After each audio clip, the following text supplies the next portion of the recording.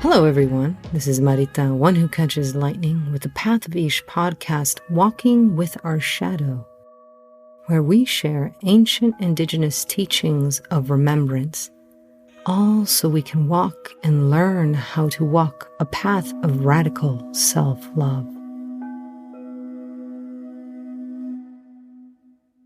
Welcome, everyone, to another opportunity to sit in circleness, to take a break from this linear life that many live, to bend that line and find time to be again.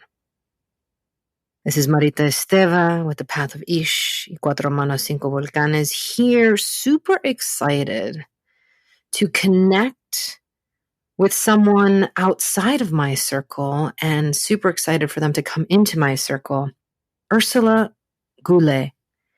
And we're going to talk to Ursula, who is an apothecary, who is seeker and wayfinder in their own way, to be able to share with us today how pleasure slows us down, the relationship to the plant kingdom, and why the soul serpent path is a path home.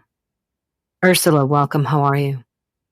Oh, thank you, Marita. I'm so good, and I'm so glad to be here. So, Ursula, in your own words, why don't you tell us your creation story? Now, I was born in New Hampshire to a mother who was adopted and then estranged from her family, and to a father who was deeply embedded in his French Catholic family all around us. And my mom was a bohemian for sure. And so I grew up with a deep sense of connection, like there was a deep warmth from my mother and also from my other side. And the sense of ritual from the Catholic Church. And I always loved that ritual, even though I don't know that I was ever like, yes, Catholicism, but it was kind of like everything around me. Luckily, not in a super oppressive way, as many people experience, and I was always interested in story. Also, what was on the other side of anything? When I learned how to drive, I always wanted to drive around and see what was down that road.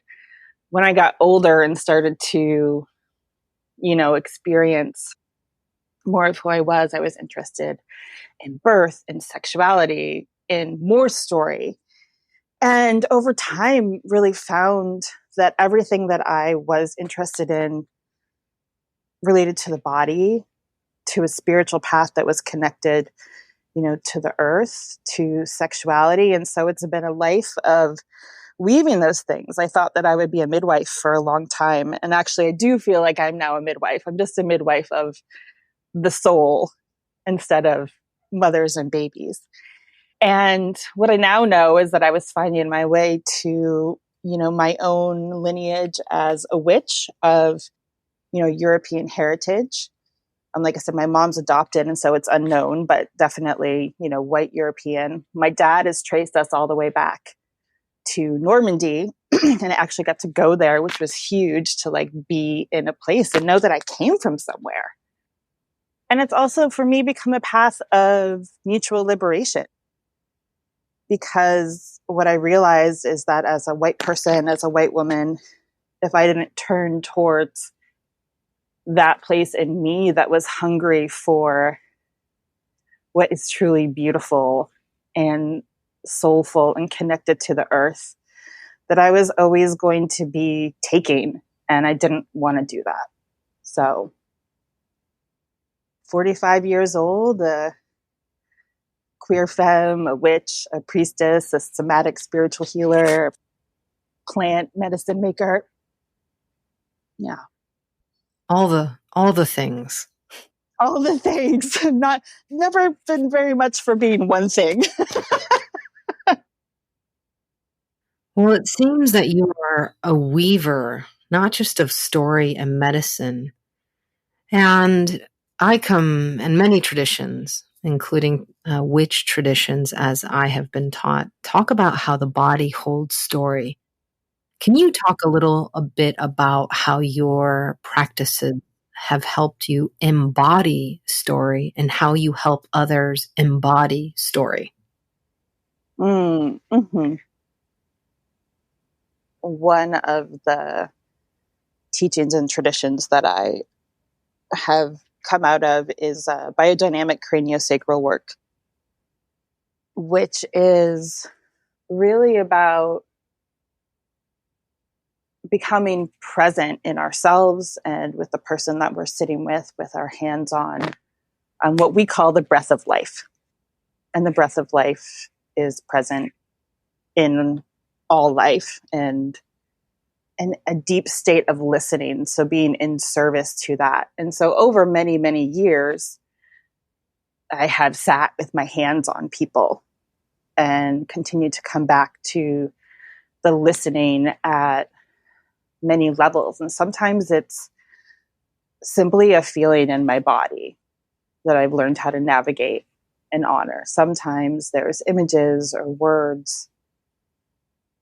And sometimes those to me are like reflections of that person's soul, of the bigger story that they are being invited to inhabit. It's like their soul speaking to me and sharing that back.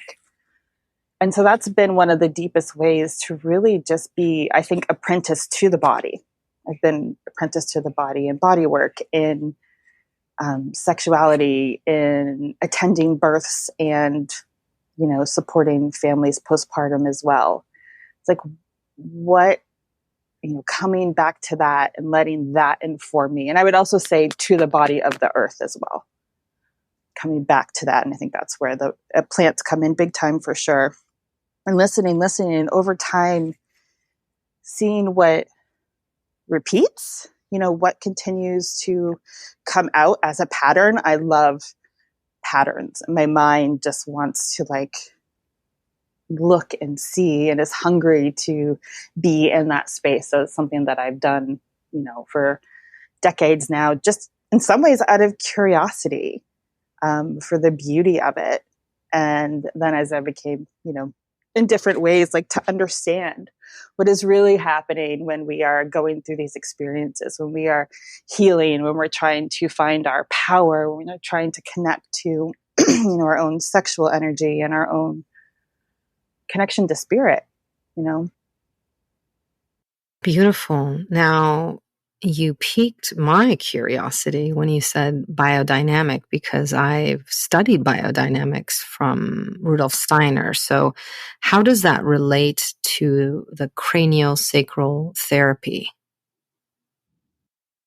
Yeah, I'm trying to think if I can remember. So my teacher is Georgia Milne, for anybody who's interested. There's another biodynamic lineage that's a little bit different. And I'm trying to think if I understand if there's a direct connection between, and I know what you're talking about, if there's a direct connection between them. And I honestly can't pull it up at the moment, so I'm not going to make something up. If we get to probably the heart of it, is it's about rhythm and listening, right? I think the heart of biodynamics is listening and being in relationship. Absolutely. So let's talk about another relationship that you have nurtured with your ritual, and that is the relationship with the plant kingdom. Tell me your love story with the plant kingdom. Absolutely. So my love story with the plant kingdom starts with discovering Bach flower essences when I was in my 20s. I think it was probably actually in Rosemary's Garden, an herb shop in Sebastopol, California. And there was just this whole section of flower essences. And I'm a Pisces. I'm a complete water person. And these beautiful teeny little bottles of medicine carrying the vibration of all these different plants. And there's also gem ones as well, but all these different plants, immediately I was just in love. And for a long time, I just simply continued to get to know them for myself, for loved ones, for body work and birth clients. Saw some great shifts for birth clients with them, because birth, so much of what happens in birth is like these old patterns come up, and when they get cleared, it's like the birthing happens and it, can just proceed. And then 2015, my family was basically gifted this month-long journey in Western Europe with one of our dearest friends. And we sort of cobbled together our itinerary from our mutual passions. And one of the places that I got to go to was Glastonbury. That's where I really wanted to go. I wanted to go there forever. One of the places there, that's many sacred places, but one of them is called the Tor. And it's this hill. And at the foot of it, as I started to climb, I just had this clear impulse or need to take my feet off. It was like there could not be anything between my feet and the ground. And as soon as I put my bare feet on the ground, there was such a sense of homecoming, like in my bones and in my flesh, like that. I knew that land, and I could feel that land knew me. And the whole experience of being there, right next to the Tor, is the Chalice Well. And the Chalice Well has been a sacred well for humans well back before any written history, and then Celtic history, Christian history. And it's actually a place where those energies don't even feel in conflict with each other. It's such a profound healing place.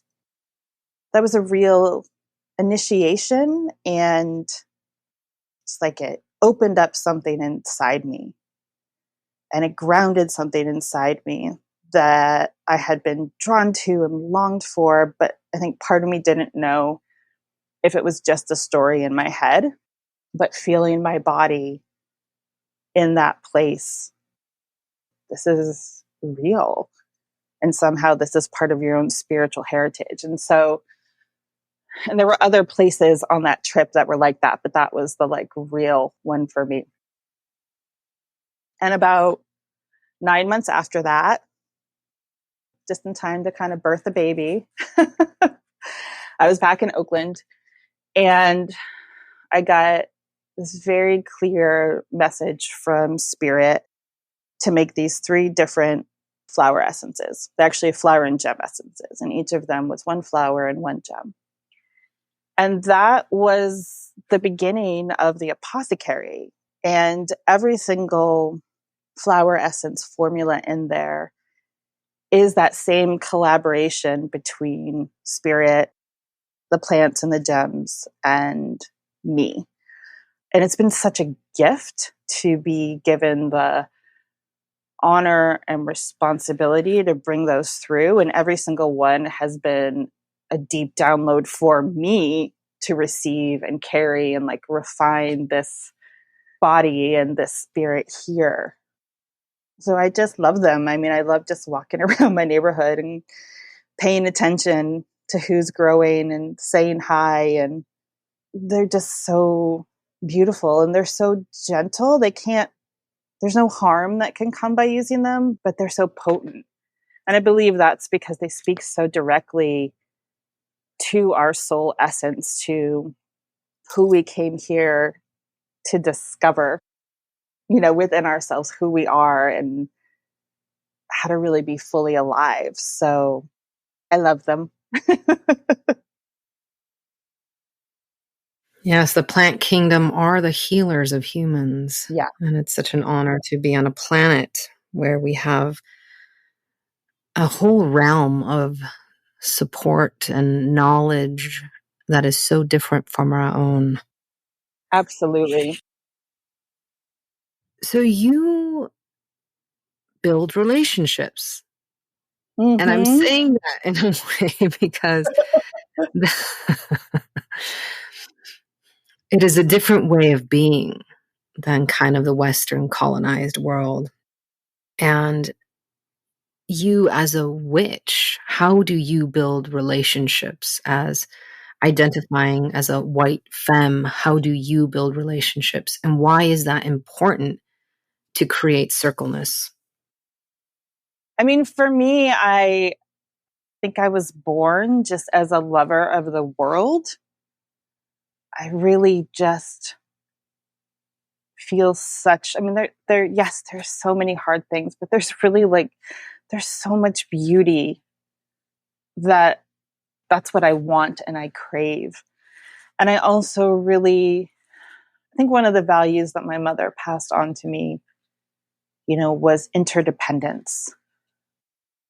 So to build relationships, to know that we are all in it together, the relationships within ourselves and all of our pieces, the relationships with each other, and with each other, not just being humans, but the earth, all our relations, everyone. We are relational beings. And so to turn towards that and to understand it better and to know how to have good, honorable relationships, I think that's just how the world actually goes round.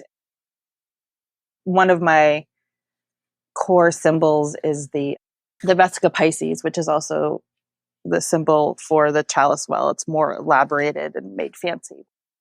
And that is the symbol of two, overlapping circles. There's so many ways to understand that in life, spirit and matter being one of the ones we talk about a lot. But it just is, relationship is just part of being alive. So to know it better, to get better at it, to find the beauty and what is worthwhile in it is just natural to me. And then has become just more, as I grow older and gain more experience, also just what needs to be. So you said something really key in there about how relationship makes us feel alive. And in the last post that you just did, when you're talking about kind of the journey that you are inviting people on, you talk about how we are taught to fear all that is life-giving. And so here we're taught to almost fear relationship. What are the relationships, other than all of them, that you see that we are taught to fear, that you are here to hold medicine for? Mm-hmm. Well, we're certainly taught to fear the relationship with the part of ourselves that we think is unacceptable, that we think, and that can look in lots of ways, but it usually is the parts that are, at least Western culture says, are too loud or too sexual or too bright and colorful, don't fit in the box. Don't fit in the box of the white cis hetero patriarchy, right? So to not even feel like we can know ourselves, that's really a fundamental corner of my work. Like, how do we become intimate with ourselves? Because so much opens up that way. We're also taught to fear sensuality and affection in almost every relationship and in different ways. But, this whole cornerstone that sexuality, that the body is the source of sin, again, right? Speaking from that Catholic Christian upbringing, that desire, right? That Eve's hunger for the apple was what brought sin into the world. And so people hold back, I think even just not even talking about romantic sexual relationships, but from being affectionate with the people in their lives, because we've been taught to fear that any expression of our sensual nature, which isn't all sexual, but we've conflated them, is something that we should fear, that we can't be in control of, that we're just going to somehow tumble into being some kind of predator in some way. But the truth is that we have these beautiful bodies to connect and to love each other with and to hold each other with. And the more we're able to practice being connected to our needs for love and affection and connection and touch, and to share that in ways that our beloveds also want to share, it's regulating for our system. It frees up so much energy because we're not spending time worrying about how like we're going to mess things up. And it just gives us access to so much goodness and sweetness. Like there's just not enough sweetness in the world, let alone other things that we know we need. Yes, that is very, very true. Now, usually my experience or my observation is that when people are living in one extreme, the easiest thing is to go to the opposite side of the string. Mm-hmm. Yeah, extreme pendulum. So you speak about working with what you are calling a pleasure compass. How can that help people not have this backlash of going from one way in one extreme to the other? Absolutely. So first I want to just clarify that pleasure is not simply sexual pleasure. It's all kinds of pleasure. And that's part of the importance of it. Really, what we find beautiful really in our everyday life, small things. And part of not getting this backlash or creating this, having like what I think of as some of our even safety mechanisms also kick in. And like when we try to sort of go big too fast, that feels really overwhelming to the parts of us that have learned to keep us safe. And so we practice in small, bite-sized ways, letting ourselves be drawn to what is beautiful and meaningful to us, and let our cup get filled so that we develop layers of a new normal. And specifically, like when I work, this practice can happen in many, many ways. So how you can practice in your daily life in small ways, being drawn to what makes your, heart and body feel good. And it's not something that requires any money, requires you to step out, like travel far away or do anything. It's really like in your life. Can you let yourself connect to that place in yourself and let yourself be drawn to what is beautiful and meaningful to you? But then also when I work with people, especially one-on-one, part of creating safety around this exploration is that our whole erotic being is welcomed into the space, but we take the component of arousal out. And that's because, arousal creates a kind of heat that when we are either with ourselves in that kind of, in a pleasuring situation or with a lover, like, of course, that heat is beautiful there, but it can also be very triggering to the places where we have trauma and wounding.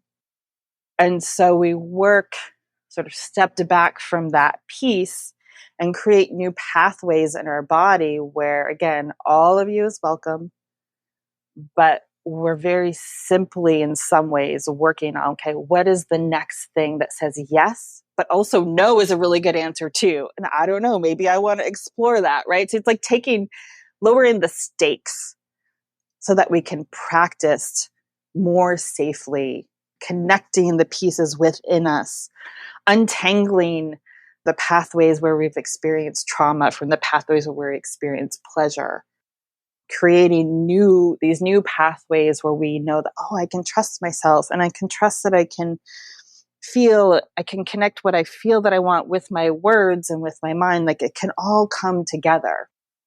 So those are a couple examples of how the pleasure compass sort of changes up how we approach this in our lives. I'm loving everything that you're saying, and within the context and the care that you are taking and slowing things down and having those conversations. And so I'm curious, because I'm a curious being as well. It seems to me, based on everything that you're saying, that you're making pleasure safe for people. Am I correct? Yeah. And I would say that I understand that, like, the difference between, let's say, this embodied pleasure and what when we think of as sort of pleasurable, but maybe it's just like a coping mechanism or a loop, like, oh, I want to, like, eating junk food and watching Netflix. Like, there's a certain kind of pleasure in that. And there's no judgment on that. I mean, I do some of that too. But like, this kind of pleasure happens because we feel safe enough and connected. So it's actually an indicator of, like, regulation in body and soul. So I think there is a making pleasure safer. It's like recontextualizing what that actually means. It's like creating a different kind of foundation so that, from there, like, there are many ways that we can explore and expand and lean into what may feel exciting for us, which varies from person to person. But when there's this foundation of safety and intimacy and connection to self, connection to other, if we are with another, it really just shifts the whole ground of how we're able to experience our body, pleasure itself, any way that we may connect our spiritual practice to pleasure. So, yeah. Beautiful. Thank you so much. Mm-hmm. What is your, como se dice? Here I am in Spanish again. Go for it. What is your advice? What is your advice when it comes to having people move out of this system of checking boxes to find beauty, like systemic beauty? How can that be a more organic relationship? Mm-hmm. I think about story and imagery and symbolism and thinking about if we can let ourselves be guided by that because it speaks so directly to us that imagery bypasses part of our brain that wants to get real logical about things. And I want to add a caveat here that it is important to, especially as a white person, be discerning in this. We can't just be like, well, all of this appeals to me, and so I just get to, like, have it, even though maybe it's someone else's culture. No, there has to be some critical thinking and understanding about that. To think of what images draw us and to be curious about that, to think about what stories draw us. And they may be old stories, they may be modern stories. I think that the medicine of story is all around us. It's not like only old myths from the past. There's many, the whole range are stories that draw me from all time periods. And to let it kind of work you, to be like, what do you have to say to me? Not try to force, like, an intellectual, like, this is what I'm going to, I understand what I'm going to get out of this. But instead, almost like receiving that image into yourself, to receive that story into yourself and let it work you. And also, stories for me help me recontextualize the journeys that I go through. And that's also part of how I work with people. And so to look, another kind of story are stories in nature, right? A big one that I work with is this: what happens to the caterpillar? What happens to the chrysalis? What happens to the butterfly? It's really, really deep when you get what happens, and it helps you look at your own life and the hard stuff that we're going to come into, the things we're being asked to chew on and metabolize. It gives different meaning, and I think it helps us reconnect ourselves into the earth, because Western humans are so good at pretending like we're just these little self-contained beings. And frankly, like, the energy of transformation and living is so much bigger. And if we try to just hold it in ourselves, it's really hard. but to let it move through us, to feel ourselves grounded into the earth makes such a huge difference. So beautiful. Thank you for sharing that. You've spoken about interdependence and how interdependence is not just among humans, but other beings. And you talked also about the ability to transform. And as we're having this discussion and we're having this discussion of pleasure and everything, you on your TikTok speak a lot about trans rights and the protection of that. I'm not going to call you an ally advocate. You can name yourself. Why is that so important to you in the work that you are doing? Thanks for asking. As I mentioned sort of earlier, for me, in a general sense, being a witch and a queer witch, it's about mutual liberation. I feel, I'm just going to say kinship. I don't really like so much the word ally as a like title. Actively acting as one, I think is really good, but kinship, with all folks who are have marginalized identities and who are working towards shifting the power dynamics. So there's overall, that is something that I want to and feel passionate about putting my energy to, specifically within the queer community. I think trans people are at the forefront of this sacred deconstruction of binary gender and heteronormativity and all of these things. And also, I have many dear people that I love who are trans. One of my children is trans. One of my best friends is trans. My partner is trans. And there's just this energy in me that, like, I'm not a person who seeks aggression, but my mama bear claws and my femme nails will come out if you hurt my people.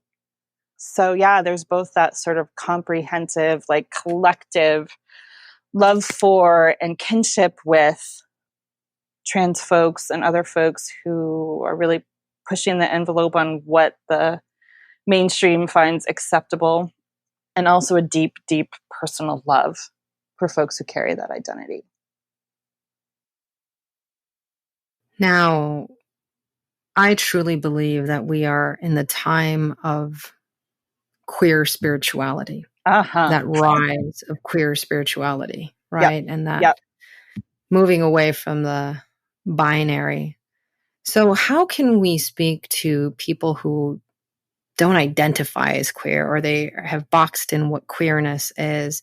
And why is it important for queer spirituality for us now? And I know you spoke a little bit about it, how to move away from the gender normative and all of that. But, yeah, I approach it being queer, being trans, being non binary, and also coming from a background where the spirituality was queer, you yeah, know? yeah. It just was, and so Yeah, and some of it that survived, unfortunately, was colonized and they took the queerness out of it. So how can we yeah, return to the time of queer spirituality and healers, and why is that so important right now? absolutely. Right. There are growing up under this cis white heteropatriarchy. There are these implicit and explicit agreements or bargains for safety that I know I have wrestled with. And I think probably every queer person wrestles with, any person who is trying to consciously be present wrestles with. Like, they bind up our real power and our humanity, and they're false promises. And we all have to find our way through that in ourselves and reckon with that in ourselves. But for me, there are ways that I did not have access to my full humanity until I realized the ways that I was still holding on to some of those things, and that they hadn't really done me any good and they weren't doing anybody else any good. That illumination of like, you do not have access to your full humanity under this system. The bargains for safety, they've always been false. They can be, turns on a dime. So I think it's that invitation into a fuller humanity that, to me, like the process over, several decades of really fully embracing and embodying my femness. Because I knew in the like inner sanctum of my being since I was probably 20 that I was feminine. That inner knowing didn't change, but all these other sort of things happened. And getting to that, it was like I was given a suit of heavy clothing to put on. I was born with all of these gender norms. Queerness was like this invitation to take them off and see myself naked and experience myself. And from there, experiment with like, how do I want to express myself? What are the words that help me make sense of it? How do I want to see, the world from here? How does that make sense to me? And, oh, here is my power. I think before really deeply grounding my feminist in the last couple of years, even though I've identified as queer for more than 20 years, but really getting in there were ways that I always just felt kind of conflicted with how I wanted to express my own femininity because of the ways that would be seen through that like heteronormative lens. And then moving through that and coming into this moment with myself, I'm like, oh, this is fun to play with. And this is, I like this, but none of these things mean anything other than what I want them to mean. They don't mean something about my inherent humanity or my power or the full range of humanity that I have access to. And I want that for all people. I want that for people of all sexualities and all genders, no matter who they love. So I'm usually not one who gets, loses words quickly, but I'm just sitting with all of this medicine and it's moving me so much that I know that I will be pondering a lot of this for quite some time. So first of all, I want to thank you for being you. Taking the time to become medicine. So many people just rush through life trying to accomplish, and it is beautiful to be able to sit with a wisdom keeper, a medicine keeper. That in our traditions, that's what we would call you. In your tradition, a witch who has really sat and become the medicine. So I'm just really honored right now at this time and taking a lot of what you're saying to heart. And I'll probably be texting you soon. But I want to talk about.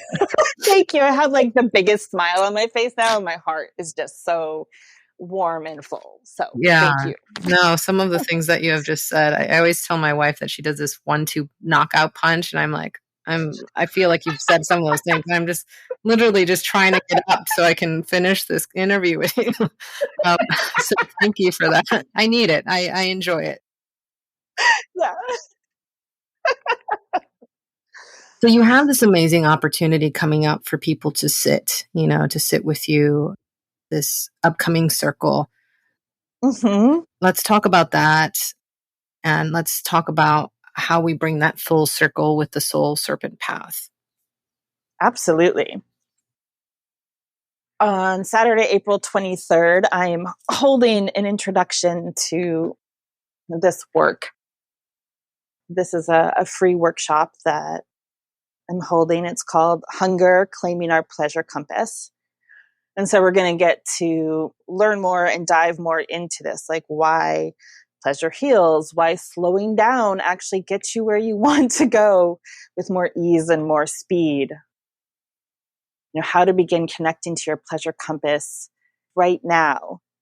And then I'll be sharing with folks about the upcoming initiation circle that I'm holding that's also called Hunger, but an initiation into the wisdom of desire. And so this is I think it's 9 weeks. a 9-week circle that is going to take us on a journey. We're weaving stories in there, both Inanna's descent and this journey of the butterfly. We're going to be working with the plants. We're going to be working with ritual. We're going to have a sound healer offering her medicine for some of the ritual. And it's really about getting like how, when we've come right to this point where we know we have more to do and deeper to go, but we can't just get there with our conscious thinking brain, right? That's where I think initiation comes in big, to step into something bigger than ourselves and to go into all those places. So that's going to be starting on April 30th. And if people can't make the 23rd, is there a replay that they can do? Yes, absolutely. So if they go to soulserpentpath.com, they can sign up there for the workshop. And so they will definitely get the replay. And you can also see about the circle there. Yeah, so definitely. If you're interested, but you can't quite make that time, please, I will be sending out a replay for everyone. So come and sign up so you can get in on the goodness. Beautiful. And it is a circle. So circle always welcomes us whenever we hear the message. Mm-hmm. Ursula, or Ursula, as I would say in Spanish, it has been such an honor to sit with someone as we build this bridge together, going back and rediscovering how to be in relationship in a good way with all the kingdoms on this planet. And I'm so happy to find a two-legged such as yourself that has been such a pleasure to sit in circle with. Anything else that you would like to share with us before we allow people to exit the circle? Yeah. One thing that the working so deeply with the body has taught me over time is that although our wounds are real, humans are also really good at protecting what is true and beautiful inside us, and that the portal to that is the wound.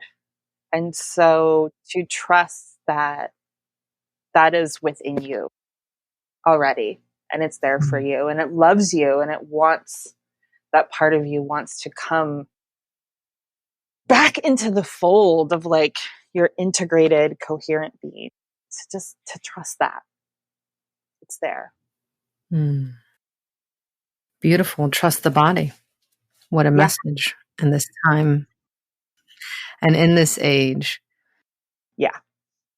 Well, thank you so much. And I hope that we can all trust our bodies this week as we learn new ways to bring ourselves into the circle, into relationship, and as we continue to transcend all of our old stories that are keeping us from our truth and from beauty and pleasure.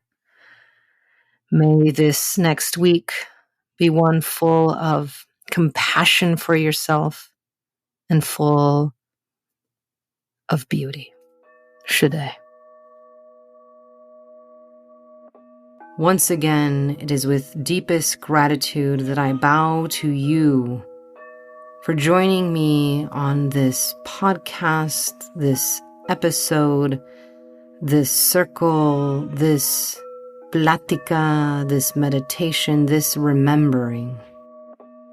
I hope that you have stayed curious. I hope to see you in the circle again next week. So make sure that you like or follow.